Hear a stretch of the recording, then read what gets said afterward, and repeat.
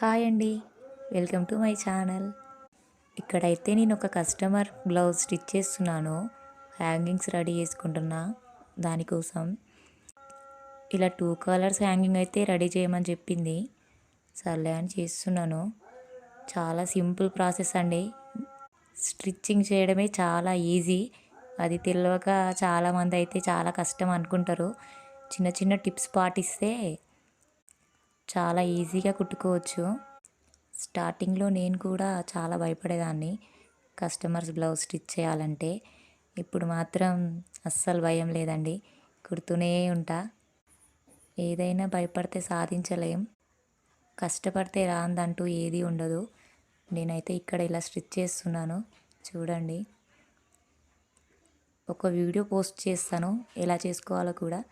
నచ్చితే కామెంట్ చేయండి, లైక్ చేయండి, సబ్స్క్రైబ్ చేసుకోండి.